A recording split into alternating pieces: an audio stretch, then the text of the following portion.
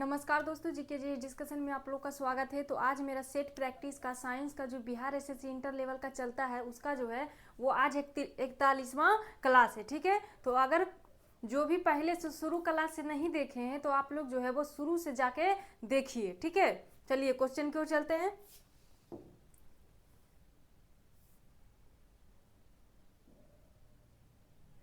चलिए, पहला क्वेश्चन कह रहा है कि जब किसी कांच की छड़ को रेशम से रगड़ा जाता है तो छड़ पर कौन सा आवेश होगा। जब किसी कांच की छड़ को रेशम से रगड़ा जाता है तो बताना है कि कांच पर कौन सा आवेश होगा। क्या ऋण आवेश, धन आवेश या आवेशहीन रहेगा या इनमें से कोई नहीं। तो ये जो कांच का जो है छड़ है उस पर क्या हो जाएगा, तो धन आवेश हो जाएगा, धन आवेश। लेकिन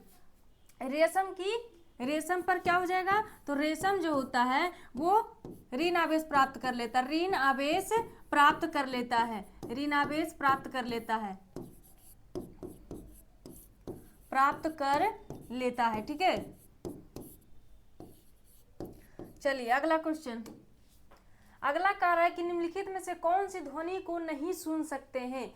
निम्नलिखित में से कौन सी ध्वनि को, यहाँ मानव होना चाहिए, ठीक है, कौन सी ध्वनि को मानव नहीं सुन सकता है। मानव जो है वो कहाँ से कब कितना हर्ट्ज से लेकर के कितना हर्ट्ज तक ध्वनि सुनता है, तो 20 से लेकर के 20,000 के बीच में जितना भी ध्वनि तरंगे होती है उसको मानव सुन लेता है। तो वही पूछ रहा है कि कौन नहीं सुन सकता है। तो 25 तो सुन ही सकता है क्योंकि 20 के बाद आता है, 200 भी सुन सकता है, 25,000 या 18,000। तो ये 25,000 नहीं सुन सकता क्योंकि ये 20 से 20,000 हर्ट्ज के बीच ध्वनि को मानव सुन सकता है ना। तो ये जो होता है ये मानव नहीं सुनेगा 25,000 को। ये ध्वनि की बात कर ले तो ये कैसी तरंग है, तो ये एक अनुदैर्घ्य तरंग है। कैसी, तो अनुदैर्घ्य तरंग है।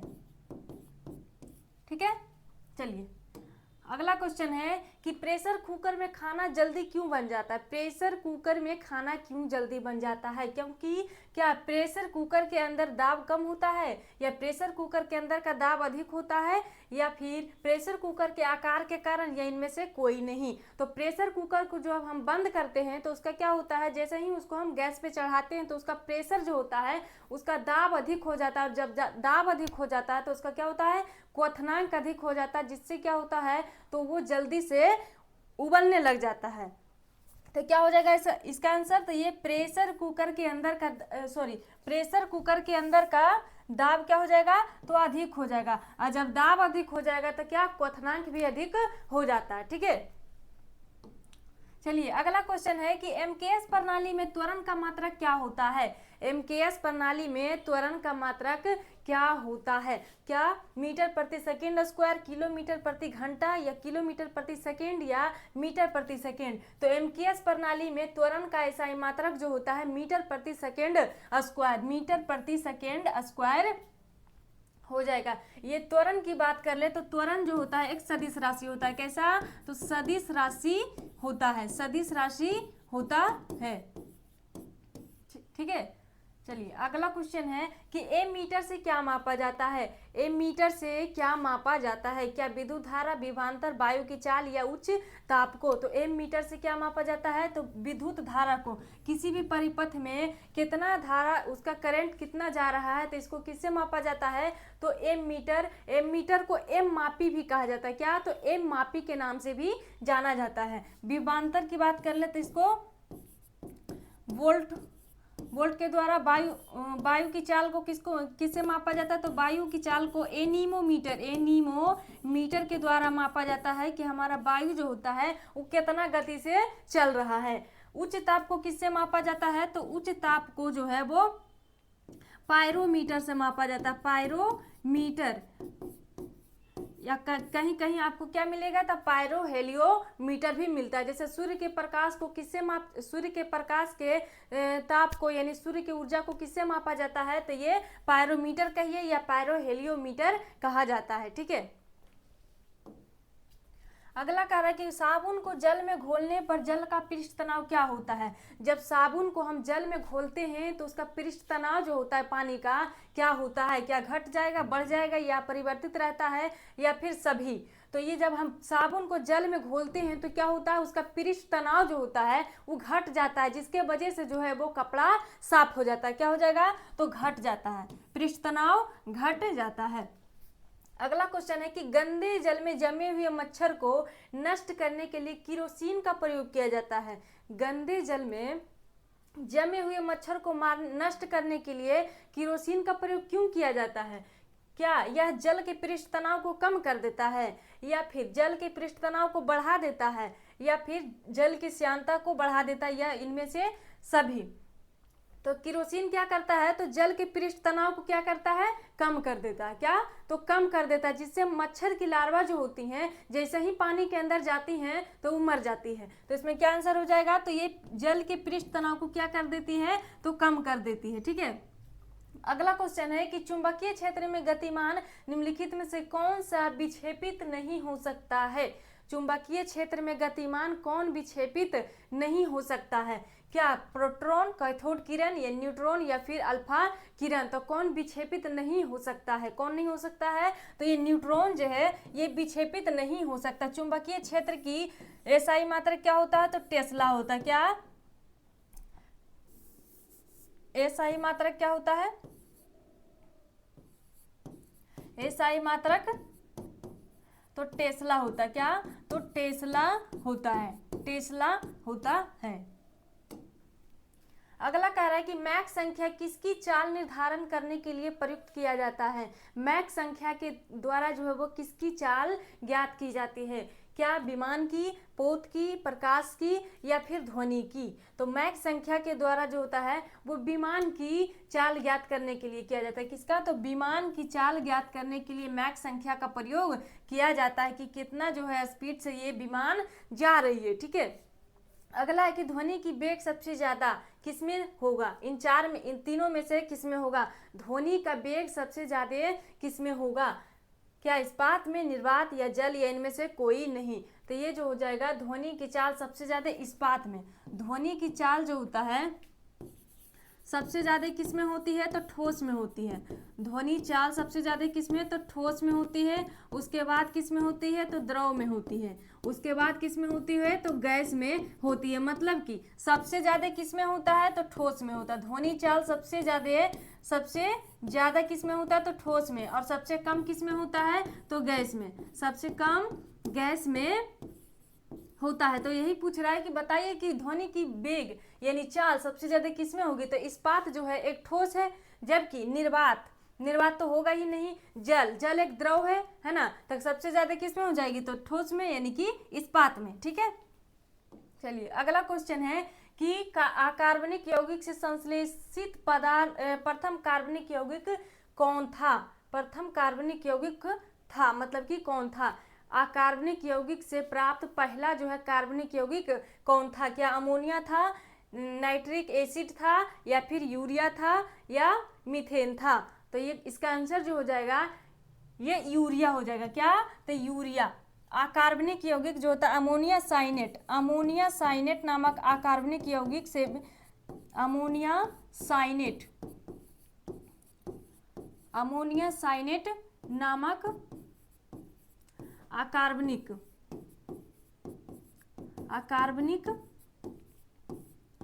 यौगिक से क्या बनाए थे। यौगिक से जर्मन वैज्ञानिक बोहलर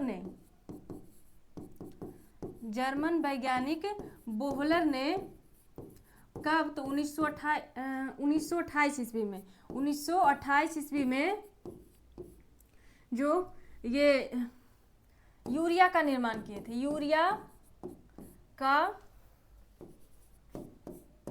निर्माण किए थे। ये अमोनिया साइनेट की हम बात कर ले तो इसका फॉर्मूला क्या होता है। इसका फॉर्मूला जो होता है वो क्या होता है, तो NH4 NO, NH4CNO। तो ये फॉर्मूला आपको याद रखना कि क्योंकि जो है वो कभी कभार दे सकता है, ठीक है। चलिए अगला क्वेश्चन है कि सिरके का पीएच मान कितना होता है। सिरके का पीएच मान जो है वो कितना होगा, या 7, 3, 8 या फिर 1। तो सिरके का पीएच मान 2.3 से लेकर के 3.4 के बीच में। तो लगभग जो है इसमें वैल्यू दे रहा है, पॉइंट को नहीं दे रहा। तो क्या सिरका का पीएच मान क्या हो जाएगा, तो 3 हो जाएगा। ब्लड की बात कर ले तो ब्लड का कितना होता है, ब्लड का 7.4 होता है। नींबू की बात कर ले तो नींबू का पीएच मान कितना होता है, तो 2.3 लगभग में होता है। हमारी बॉडी का पीएच मान भी लगभग 7.4 के करीब ही होता है, ठीक है। चलिए अगला क्वेश्चन है कि किस कोयले में कार्बन की मात्रा अधिकतम होती है। किस कोयले में कार्बन की मात्रा जो होती है वो अधिकतम होती है। क्या लिग्नाइट, पीट, बिटुमिनस या फिर एंथ्रासाइट। जिस कोयले में जितना मात्रा में कार्बन ज़्यादा रहेगा वह कोयला उतना अच्छा क्वालिटी का होगा। तो पूछ रहा है कि किस में कार्बन ज़्यादा होता है, तो ये एंथ्रासाइट में कोयला कार्बन की मात्रा सबसे ज़्यादा होती है। एंथ्रासाइट को कठोर कोयला के नाम से भी जाना जाता है। इसको कठोर कोयला, कठोर कोयला के नाम से भी जाना जाता है। कठोर कोयला कठोर कोयला के नाम से किसे जाना जाता है, तो एंथ्रासाइट। क्यों, क्योंकि इसमें कार्बन की मात्रा सबसे ज़्यादा होती है और ये जो होता है वो अच्छे तरीके से जलता है। जबकि बिटुमिनस की बात करें तो हमारे भारत में सर्वाधिक कौन मिलता है, तो बिटुमिनस। भारत में सर्वाधिक तो बिटुमिनस नाम का कोयला मिलता है। पीट जो होता है वो सबसे निम्न क्वालिटी का कोयला होता है। सबसे निम्न क्वालिटी का कोयला, सबसे निम्न कोटि का कोयला कौन होता है, निम्न कोटि का कोयला। इसमें जो होता है कार्बन की मात्रा जो होती है वो 27-28% के करीब होता है। 27-28% के करीब जो होता है वो कार्बन की मात्रा होती है। लिग्नाइट जो होता है इससे थोड़ा सा अच्छा होता है, यानी कि सबसे अच्छा ये होता है। उसके बाद बिटुमिनस होता है, इसमें कार्बन की मात्रा कितनी होती है, तो लगभग 98% होता है। 86 से लेकर के 98% तक जो है वो कार्बन की मात्रा एंथ्रासाइट में होती है, ठीक है। अगर पूछ दिया जाए क्वेश्चन की बताइए कि कोयला में अग्रणी जो है वो कौन सा देश है, तो ये चाइना हो जाएगा। चाइना जो है वो अग्रणी देश कौन है, अग्रणी देश कोयला उत्पादन में अग्रणी देश कौन हो जाएगा, तो चीन। और अगर हमारे भारत के अंदर पूछ दिया जाए कि बताइए कि कोयला में अग्रणी राज्य कौन सा है, तो ये छत्तीसगढ़ हो जाएगा। क्या, तो अग्रणी राज्य में। और जिसको भी PDF चाहिए वो टेलीग्राम चैनल को ज्वाइन करेंगे, ठीक है। छत्तीसगढ़ हो जाएगा। चलिए अगला क्वेश्चन है कि माइका क्या है। माइका कहिए या फिर अभ्रक कहिए, माइका क्या है। क्या विद्युत का कुचालक है या ताप का कुचालक है। विद्युत का कुचालक या ताप का कुचालक है, ताप का सुचालक या विद्युत का सुचालक है। माइका यानी कि अभ्रक क्या है, माइका यानी कि अभ्रक जो है वो माइका कहिए या फिर अभ्रक कहिए। तो ये क्या होता है, तो ये विद्युत का कुचालक होता है। माइका जो होता है यानी अभ्रक, ये क्या होता है, तो विद्युत का कुचालक होता है। क्या, तो विद्युत का कुचालक होता है। ये माइका भी जो होता है यानी कि अभ्रक में अग्रणी राज्य को अग्रणी देश कौन है, तो अग्रणी देश जो होता है वो चाइना ही है। कौन, तो चाइना ही है। और अग्रणी राज्य अगर हमारे भारत के अंदर पूछे कि अग्रणी राज्य कौन सा है, तो ये कौन सा हो जाएगा, आंध्र प्रदेश यानी AP और क्या, राजस्थान। चलिए अगला क्वेश्चन है कि पीतल मिश्र धातु है किसका। पीतल किसका मिश्र धातु है, तांबा टीन का, तांबा एल्यूमिनियम का, तांबा जस्ता का या सभी। तांबा ये सभी पीतल मिश्र धातु है किसका, तो तांबा और जस्ता का। तांबा और जस्ता का हम आप लोग को ये क्वेश्चन पहले भी बताए थे, ताज नाम से आपको याद रखना है। बात कर ले तांबा और टीन। तांबा और टीन जो होता है वो किसका मिश्रण होता है, तो कांसा का। तांबा और टीन। अगला क्वेश्चन है कि एक तत्व के परमाणु भार बराबर एक तत्व के परमाणु भार बराबर होता है प्रोटॉनों की कुल संख्या के या न्यूट्रॉनों की कुल संख्या के या प्रोटॉनों या और न्यूट्रॉनों की कुल संख्या के या फिर प्रोटॉनों और न्यूट्रॉनों के योगफल के। तो ये जो होता है एक तत्व के परमाणु भार बराबर जो होती हैं वो प्रोटॉन और न्यूट्रॉन की कुल संख्या के, प्रोटॉन और न्यूट्रॉन की कुल संख्या के परमाणु भार को जो होता है हम ए से व्यक्त करते हैं। किससे? तो ए से व्यक्त किया जाता है, मतलब जितना नाभिक में प्रोटॉन और न्यूट्रॉन रहता है उन दोनों के बराबर जो होता है वो क्या होता है? परमाणु भार होता है। ठीक है, अगला क्वेश्चन कह रहा है कि एक रासायनिक पदार्थ है जिसका इस्तेमाल एक मैग्नेटिक टेप के रूप में मैग्नेटिक टेप की परत चढ़ाने में किया जाता है। एक रासायनिक पदार्थ इन चारों में से कौन सा है जिसका प्रयोग जो होता है वो मैग्नेटिक टेप की परत चढ़ाने में किया जाता है? क्या क्रोमियम सिलिकेट, क्रोमियम फॉस्फेट या फेरिक ऑक्साइड या फिर सेलेनियम ऑक्साइड? तो इसका जो हो जाएगा वो क्या? Ferric oxide. फेरिक ऑक्साइड का प्रयोग जो होता है मैग्नेटिक टेप के ऊपर जो होता है परत चढ़ाने के लिए किया जाता है। मैग्नेटिक टेप की जब हम बात कर लें तो ये एक प्रकार का स्टोरेज डिवाइस है। क्या?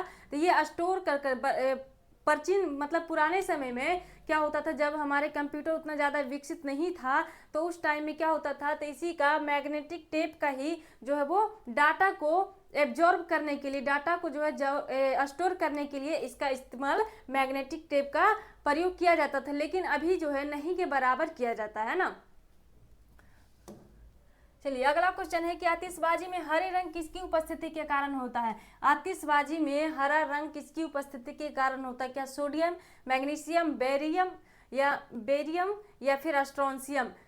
आतिशबाजी में हरा रंग जो होता है वो किसके कारण होता है? तो ये बेरियम के कारण होता है। किसके? बेरियम के कारण। लेकिन पूछ दे कि बताना है कि आतिशबाजी में लाल रंग किसके कारण होता है? तो लाल रंग जो होता है वो स्ट्रोंशियम के कारण होता है। लाल रंग जो होता है किसके कारण होता है? तो स्ट्रोंशियम के कारण होता है। ये सब क्वेश्चन जो होता है एकदम पूछते ही रहता है हमेशा, है ना, तो इस सब को इग्नोर करके नहीं चलना है। और हम जो है आप लोग के लिए वैसा क्वेश्चन ही लाते हैं कि जो है एग्जाम में पूछने लायक है। ठीक है,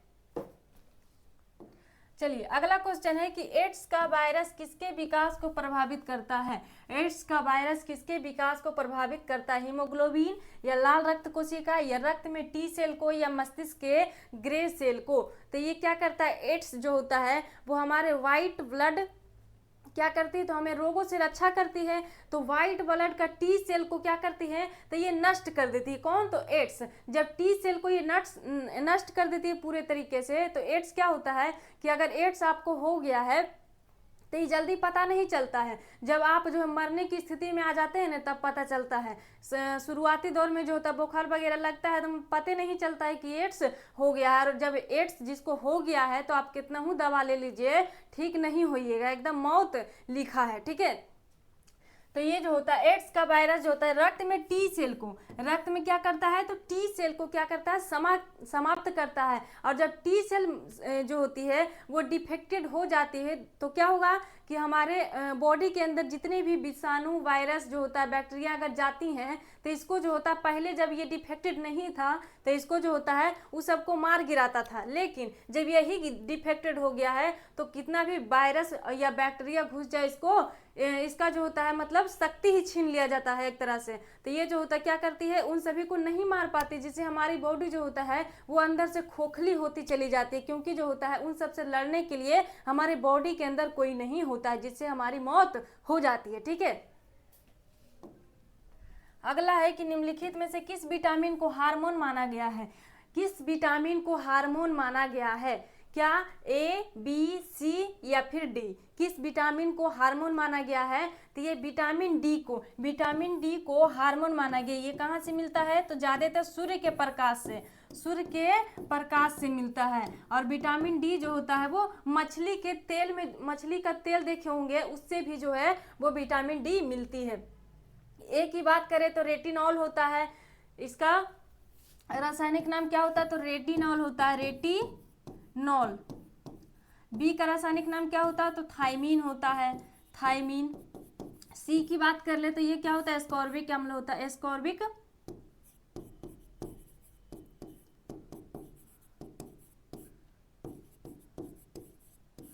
ठीक है, तो आप लोग को जो है वो अच्छे तरीके से याद करके रखना है। चलिए अगला क्वेश्चन है कि निम्नलिखित में से कौन सा अंग वसा को तोड़कर कोलेस्ट्रॉल बनाता है? वसा को तोड़कर कोलेस्ट्रॉल कौन बनाता है? क्या आंत, यकृत, फेफड़ा या फिर गुर्दा? कौन बनाती हैं? तो ये यकृत। यकृत जो होता है वसा को तोड़कर कोलेस्ट्रॉल बनाता है। यकृत जो होता है वो सबसे बड़ी ग्रंथि होती है। सबसे बॉडी की सबसे बड़ी ग्रंथि कौन सी? तो सबसे बड़ी ग्रंथि यकृत होती है। यकृत। पित्त का निर्माण कहाँ होता है? तो यकृत में ही होता है। पित्त का निर्माण यकृत में ही होता है। लेकिन जमा कहाँ होता है? पित्त कहाँ जमा होता है? तो पित्त पित्ताशय में जमा होता है। लेकिन निर्माण कहाँ होता है? तो यकृत में होता है। ठीक है। चलिए अगला क्वेश्चन है कि कुत्ता को काटने से रेबीज होता है, इसके अलावा और किसको काटने से रेबीज होता है? कुत्ता तो काटता है तो रेबीज होता है, ये पता है, लेकिन और किसको काटने से रेबीज होता है? क्या गधा, चमगादड़, घोड़ा या मगरमच्छ? तो ये जो होता है कुत्ता के अलावा आपको अगर चमगादड़ काट लिया है तब भी रेबीज होने की क्या मतलब हो ही जाती है ना। तो ये रेबीज जो होता है बहुत ही, जैसे एड्स खतरनाक है उसी प्रकार रेबीज भी खतरनाक है। रेबीज जो होता है वो कुत्ता के काटने से होता है। अगर आप सुई नहीं लीजिएगा, इंजेक्शन नहीं लगवाइएगा, तो अगर एक बार जो है हो गया तो फिर इसको ठीक नहीं होने वाला है, फिर आपकी मौत लिखी है। ठीक है। अगला है कि निम्नलिखित में से कौन सा उद्योग सबसे अधिक नॉन बायोडिग्रेडेबल वेस्ट उत्पन्न करता है? नॉन बायोडिग्रेडेबल वेस्ट उत्पन्न करता है कौन सा उद्योग? खाद्य प्रसंस्करण इकाइयां या कपड़ा मिल या कागज मिल या फिर थर्मल पावर प्लांट? तो ये नॉन बायोडिग्रेडेबल वेस्ट मतलब क्या हो गया? तो वैसा कचरा जो जल्दी जो है सड़ता गलता नहीं है, जो हमारे जमीन पर जो है बहुत दिनों तक बना रहता है ना।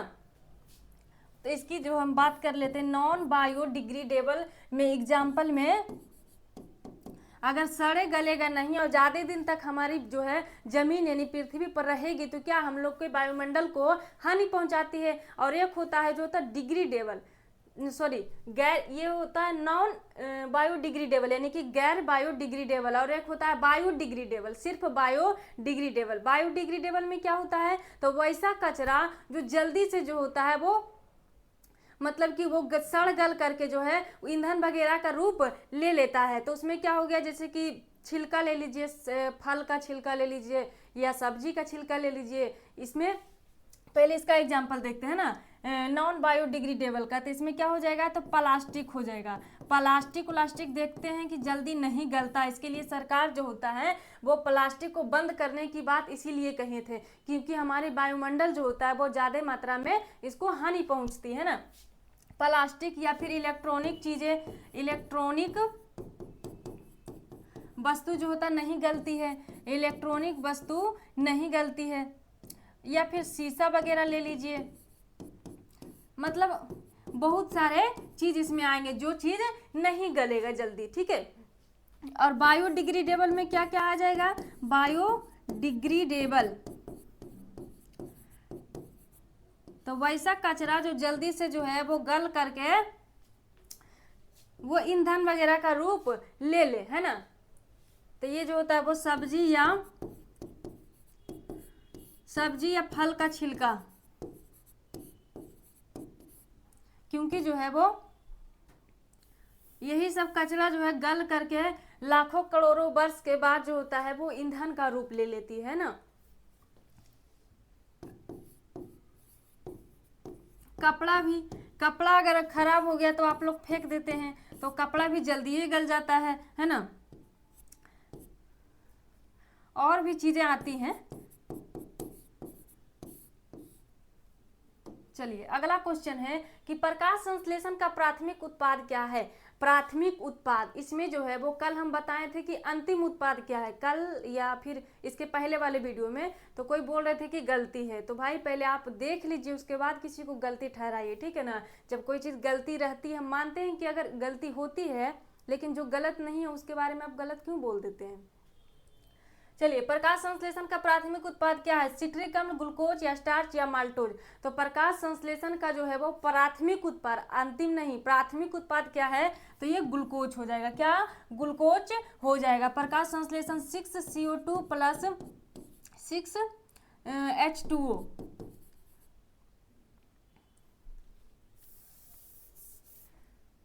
6CO2 प्लस 6H2O, और प्रकाश की उपस्थिति में जो होता है प्रकाश संश्लेषण की क्रिया होती है, रात को नहीं होती। जैसा कि आप लोग को पता है प्रकाश संश्लेषण की क्रिया पत्ती में होती है, तो यह क्या बनाती है, C6H12O6 प्लस 6O2, है ना। तो ये क्या हो गया, तो ये अंतिम उत्पाद हो गया, ये अंतिम उत्पाद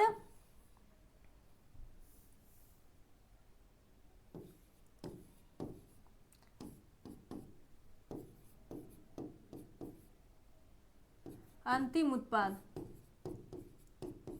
और ये क्या हो गया, तो प्रारंभिक उत्पाद, प्रारंभिक उत्पाद। चलिए अगला क्वेश्चन है कि निम्नलिखित में से कौन अन्य तीनों को समाहित करती है। मतलब किसके अंतर्गत जो होता है, इन चार में से एक है जो किसके अंतर्गत ये तीन को समाहित हो जाता है, क्या पारितंत्र, कम्युनिटी, आबादी या फिर प्रजाति। तो ये पारितंत्र के अंतर्गत जो होता है वो कम्युनिटी भी आती है, आबादी भी आता है और प्रजाति भी आती है। तो ये क्या आंसर हो जाएगा, पारितंत्र। क्या, तो पारितंत्र। तो आज का 25 क्वेश्चन समाप्त हो गया है। तो आप लोग को कैसा लगता है मेरा सेशन जरूर कमेंट बॉक्स में बताएं, ठीक है।